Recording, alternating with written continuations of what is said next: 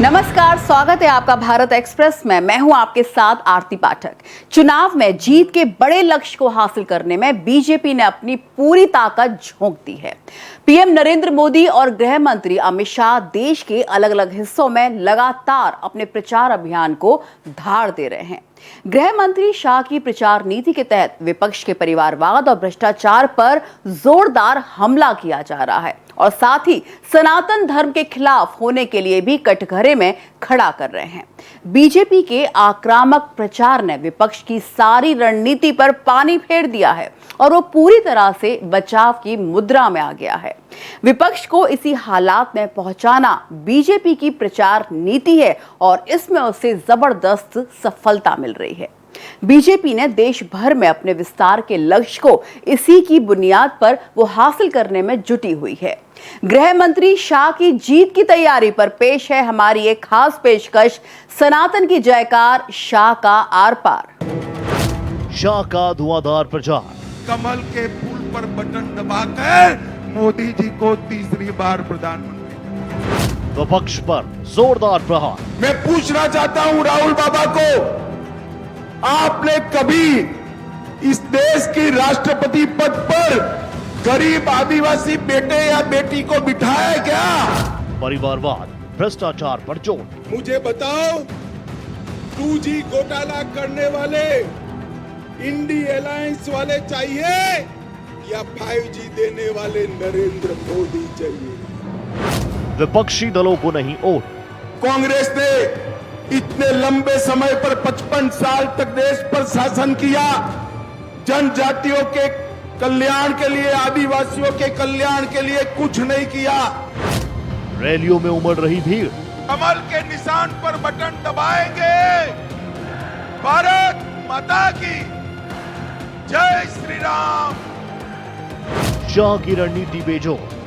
ना 73 चलेगी, ना 65 चलेगी। इस बार 80 की 80 सीटें नरेंद्र मोदी की झोली। जीत की बुनियाद तैयार।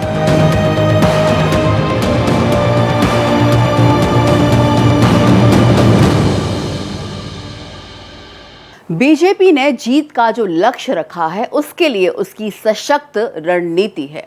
प्रधानमंत्री नरेंद्र मोदी की लोकप्रियता के दम पर बीजेपी ने देश भर में पार्टी के विस्तार का लक्ष्य रखा है और इसके लिए विपक्ष को पूरी तरह से घेरने की रणनीति बनाई भी गई है और उस पर लगातार अमल भी किया जा रहा है। गृह मंत्री शाह अपनी तमाम रैलियों में विपक्ष को आड़े हाथों ले रहे हैं और साथ ही सनातन धर्म का जयकारा भी लगा रहे हैं।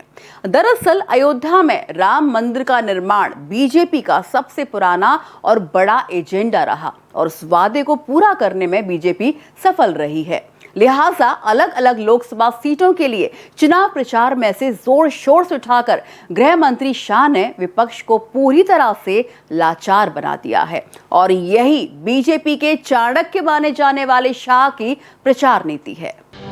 शाह की प्रचार नीति। भ्रष्टाचार और परिवारवाद विपक्षी दलों की सबसे बड़ी कमजोरी है और इसी को बीजेपी ने विपक्ष को घेरने का धारदार हथियार बनाया है। कह रहे हैं हमारे नेता जेल में गए। भाई मुझे बताओ, 12 लाख करोड़ के घपले घोटाले करेंगे तो जेल में जाएंगे या नहीं जाएंगे? जोर से बोलो, जाएंगे या नहीं जाएंगे? उत्तर से लेकर दक्षिण भारतीय राज्यों में प्रधानमंत्री नरेंद्र मोदी के साथ गृह मंत्री अमित शाह लगातार धुआंधार प्रचार करने में जुटे। गृह मंत्री शाह मध्य प्रदेश में मंडला और कटनी जिलों में जनसभा को संबोधित करने से पहले कटनी के विजयनाथ धाम मंदिर में दर्शन कर पूजन अर्चना की। पिछले कुछ महीनों में गृह मंत्री शाह अलग अलग राज्यों के मंदिरों में जाकर पूजा अर्चना कर रहे हैं। जनसभा को संबोधित करने से पहले मंदिरों में जाने का कार्यक्रम के अपने राजनीतिक मायने होते हैं। दरअसल गृह मंत्री सनातन धर्म के जरिए लोगों को एक सूत्र में बांधने की रणनीति पर अमल कर रहे हैं। इसके साथ ही अयोध्या में राम मंदिर निर्माण को लेकर कांग्रेस सहित दूसरे विपक्षी दलों को सनातन धर्म विरोधी बताकर उस पर जोरदार हमले कर रहे हैं।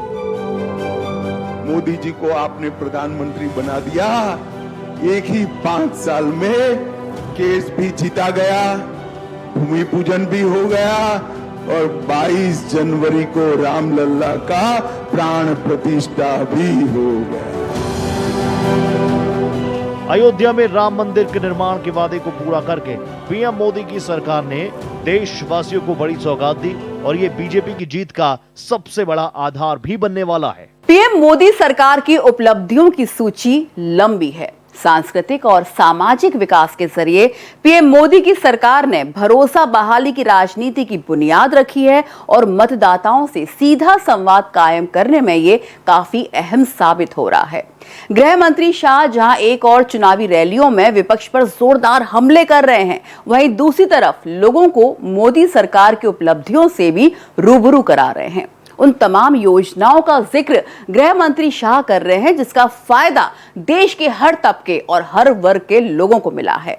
पीएम मोदी के सबका साथ, सबका विकास और सबका विश्वास किस तरह से बेहतर बदलाव लाने में मददगार साबित हुआ है, इसको भी जोर शोर से पेश किया जा रहा है। बीजेपी ने अब की बार 400 का नारा यूं ही नहीं दिया है, अपने लक्ष्य को हासिल करने का उसके पास मजबूत आधार भी है। बीजेपी की उपलब्धियों पर जोर।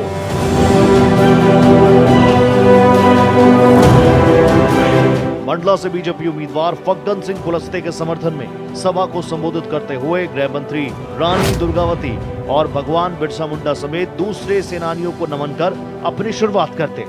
आज मैं यहाँ पर मंडला की ये वीर भूमि पर आया हूं, तब सबसे पहले रानी दुर्गावती के चरणों में इनकी स्मृति को प्रणाम कर कर मेरी बात की शुरुआत करता हूं।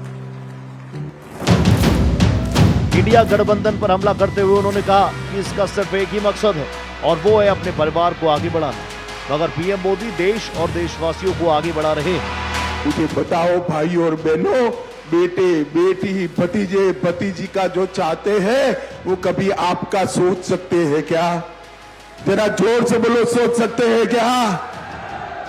गरीब का, इस देश के युवा का, किसान का और वंचित का अगर कोई सोच सकता है, महिला का कोई सोच सकता है, तो केवल और केवल नरेंद्र मोदी सोच सकते हैं। वो कोई लोग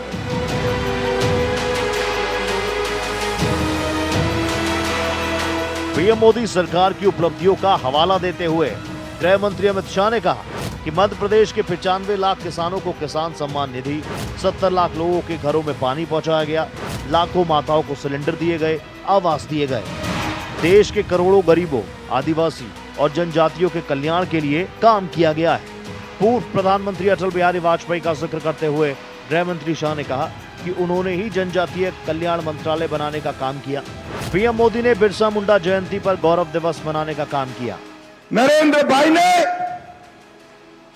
बिरसा मुंडा जयंती पर आदिवासी गौरव दिन मनाने की शुरुआत की। ये मध्य प्रदेश भी राज्य है। शिवराज जी जब हमारे मुख्यमंत्री थे, अब मोहन जी आगे बढ़ा रहे हैं।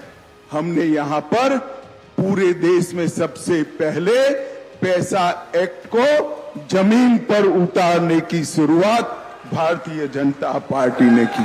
विपक्षी गठबंधन के लिए ये चुनाव अपने अस्तित्व को बचाने का चुनाव है और वो अपनी सीटों को बचाने की जद्दोजहद में है, मगर गठबंधन की कमजोरी पहले ही सतह पर आ गई है।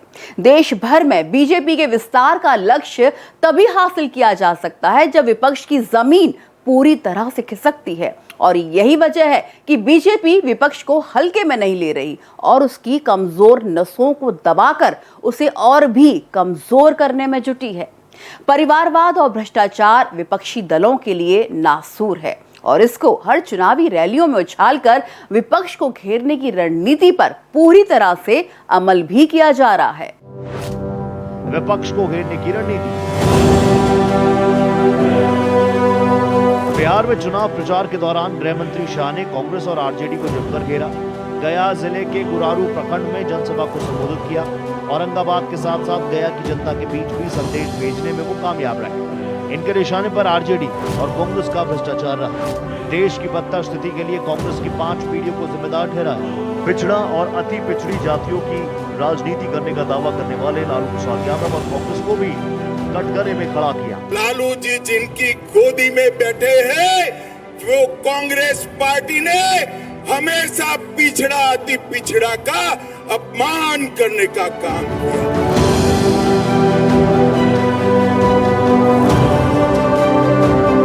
अमित शाह ने कहा कि ये वही लोग हैं जो दशकों तक राम मंदिर के मुद्दे पर लटकते और भटकाते रहे। बिहार की राजनीति की नब्ज पकड़ते हुए गृह मंत्री शाह ने आरजेडी और कांग्रेस को कटघरे में खड़ा करते हुए कहा कि इन्होंने कर्पूरी ठाकुर के नाम पर सिर्फ राजनीति की, कभी सम्मान देने के बारे में नहीं सोचा।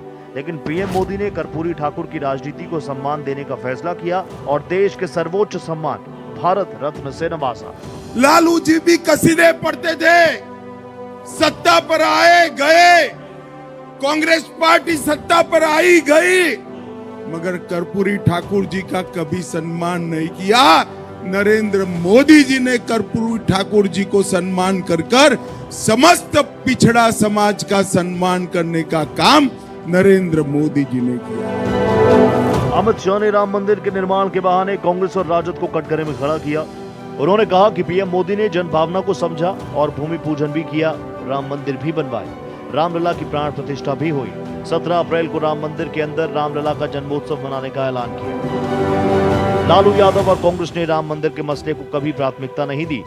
तुष्टीकरण की नीति अपनाने के लिए गृह मंत्री शाह ने विपक्षी दलों को घेरा। गृह मंत्री शाह की चुनावी रणनीति बेजोड़ है। उन्होंने बीजेपी के लक्ष्य को हासिल करने के लिए बूथ लेवल तक जो प्लान बनाया है, उसमें प्रचार नीति को आगे रखा गया है। एक तरफ जहां विपक्षी दलों के नेता सीमित लोकसभा सीटों पर अपना फोकस रखे हुए हैं, वहीं बीजेपी एक लोकसभा सीट पर प्रचार करने में जुटी है। पीएम मोदी और गृह मंत्री शाह अपने प्रचार अभियान में विपक्षी दलों से काफी आगे हैं। प्रचार अभियान में बीजेपी आ गई। बीजेपी ने प्रचार अभियान के लिए जो रूपरेखा तैयार की है, उसे कई भागों में बांटा गया। यूपी, बिहार, मध्य प्रदेश, राजस्थान, पश्चिम बंगाल, पंजाब, हरियाणा, तेलंगाना, कर्नाटक, तमिलनाडु और महाराष्ट्र में दलित समुदाय के बीच कई चरणों में प्रचार की रणनीति को अमली जामा पहनाया जा रहा है। प्रचार अभियान में बीजेपी को रणनीतिक तौर पर बढ़त हासिल है। पीएम मोदी और गृह मंत्री शाह ने चुनाव की पूरी रणनीति तैयार की है।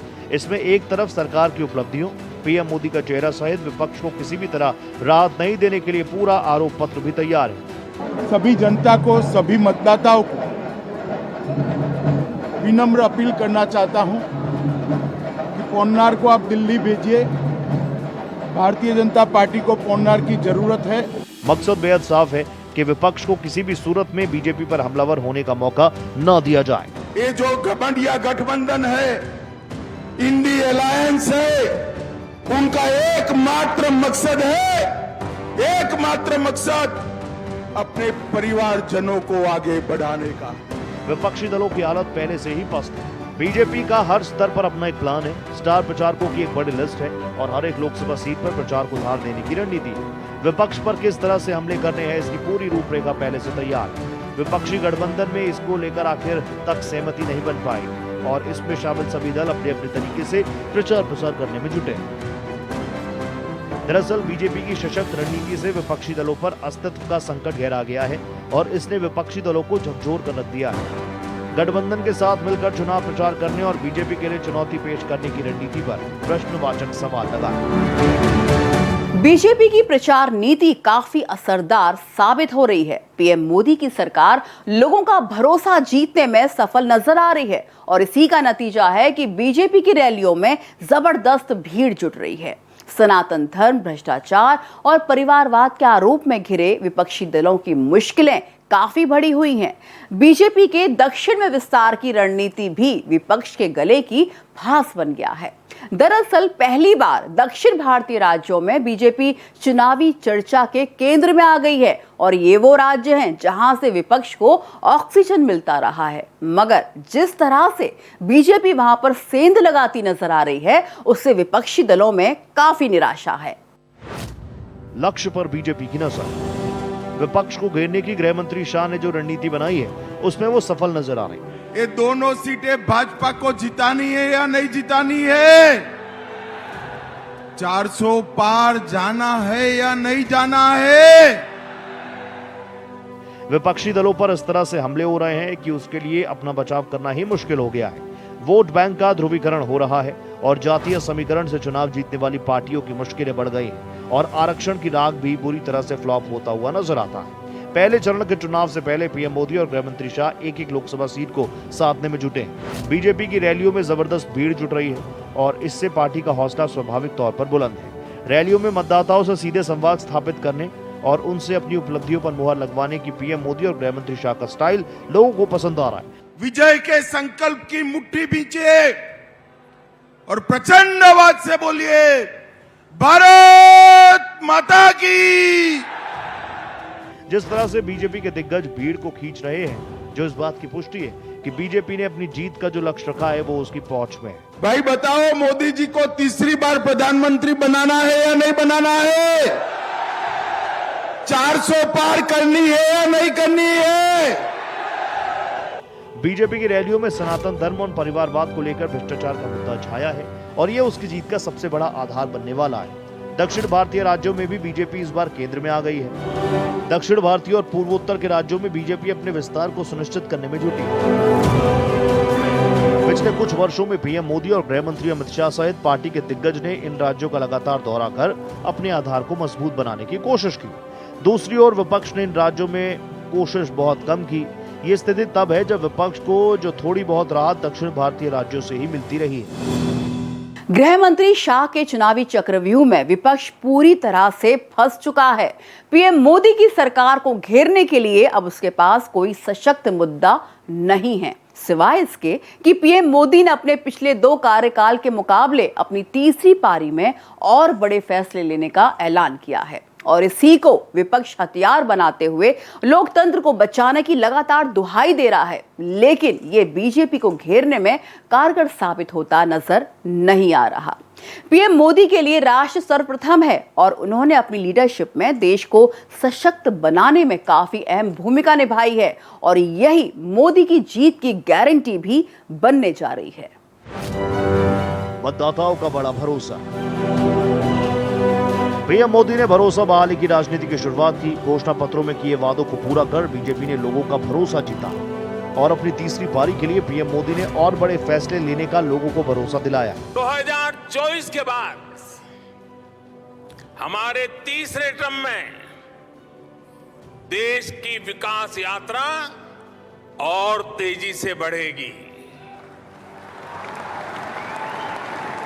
और मेरे तीसरे कार्यकाल में आप अपने सपने अपनी आंखों के सामने पूरे होते देखेंगे।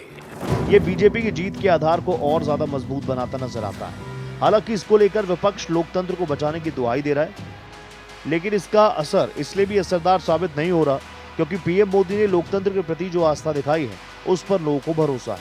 भारतीय जनता पार्टी देश हित में बड़े और कड़े निर्णय लेने से कभी पीछे नहीं हटती। बीजेपी समर्थक आने वाले बदलाव से खुश हैं।